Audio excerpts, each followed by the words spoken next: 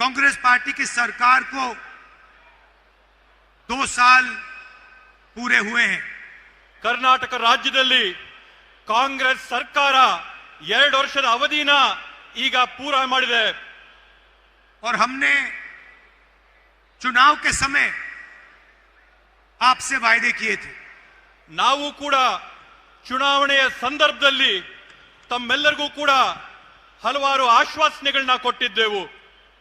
5 guarantee देने के वायदे किए थे। 4 ಗ್ಯಾರಂಟಿಗಳು ಕೊಡುವಂತ ನಿಮಗೆ ಆಶ್ವಾಸನೆ ನಾವು ಕೊಟ್ಟಿದ್ವು।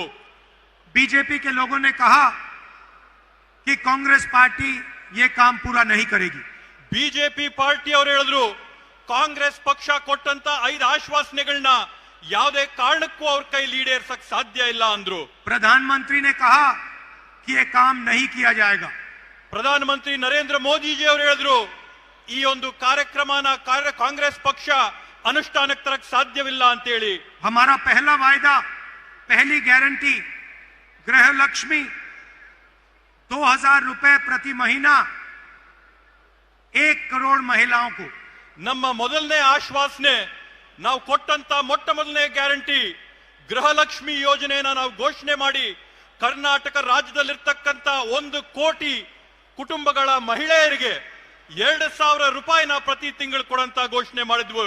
आज मैं खुशी से कह सकता हूं कि करोड़ों महिलाओं के बैंक अकाउंट में कर्नाटका की सरकार ये पैसा डालती है।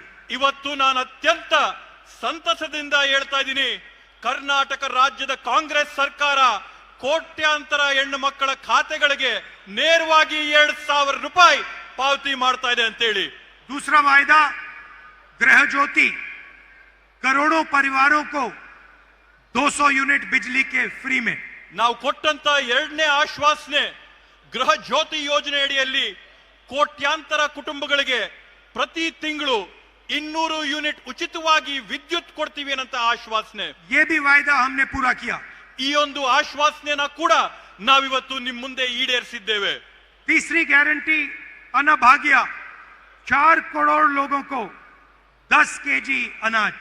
ಮೂರನೇ ಆಶ್ವಾಸನೆ ನಾವು ಕೊಟ್ಟಂತದ್ದು ಅನ್ನಭಾಗ್ಯ ಯೋಜನೆ ಅಡಿಯಲ್ಲಿ 4 ಕೋಟಿ ಪಡಿತರಿಗೆ 10 ಕೆಜಿ ಅಕ್ಕಿನ ಪ್ರತಿ ತಿಂಗಳು ಕೊಡುವಂತ ಆಶ್ವಾಸನೆ ನಿಮಗೆ ಕೊಟ್ಟಿದ್ವು। और आज कर्नाटक में करोड़ों परिवार को ये अनाज मिलता है। ಇವತ್ತು ಕರ್ನಾಟಕ ರಾಜ್ಯದಲ್ಲಿ ಕೋಟ್ಯಾಂತರ ಕುಟುಂಬಗಳು ಇವತ್ತು ಈ 10 ಕೆಜಿ ಅಕ್ಕಿಯ ಸೌಲಭ್ಯನ ಪಡ್ಕೊಂತಾ ಇರ್ತಕ್ಕಂಥದ್ದನ್ನ ನಾವು ನೋಡಿದ್ದೇವೆ। चौथा वायदा शक्ति योजना, जिसमें हमने गारंटी करके कहा था कि महिलाओं को बस में जाने के लिए पैसा नहीं देना पड़ेगा, महिलाएं फ्री में बस में घूमेंगी। ನಾವು ಕೊಟ್ಟಂತ 4ನೇ ಆಶ್ವಾಸನೆ ಶಕ್ತಿ ಯೋಜನೆ ಇತ್ತು। ಶಕ್ತಿ ಯೋಜನೆ ಅಡಿಯಲ್ಲಿ ಕರ್ನಾಟಕ ರಾಜ್ಯದಲ್ಲಿರ್ತಕ್ಕಂಥ 3.5 ಕೋಟಿ ಹೆಣ್ಮಕ್ಳು ಬಸ್ಗಳಲ್ಲಿ ಉಚಿತವಾಗಿ ಪ್ರಯಾಣ ಮಾಡಂತ ಒಂದು ಸೌಕರ್ಯನ ನಾವು ಎಲ್ಲರಿಗೂ ಒದಗಿಸ್ಕೊಡ್ತೀವಿ ಅಂತ ಹೇಳಿದ್ವಿ। तकरीबन 500 करोड़ बस की ट्रिप्स कर्नाटका सरकार ने मुफ्त में दी हैं।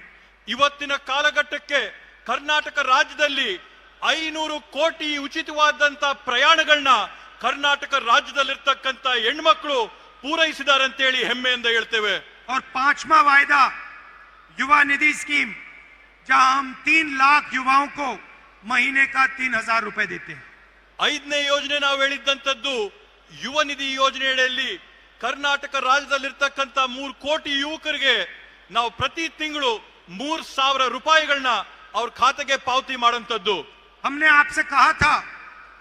ಹೆಚ್ಚಿನ ವಿಡಿಯೋಗಳಿಗೆ ಪ್ರತಿಧ್ವನಿ ಯೂಟ್ಯೂಬ್ ಚಾನೆಲ್ ಸಬ್ಸ್ಕ್ರೈಬ್ ಮಾಡಿ, ಬೆಲ್ ಐಕಾನ್ ಕ್ಲಿಕ್ ಮಾಡಿ।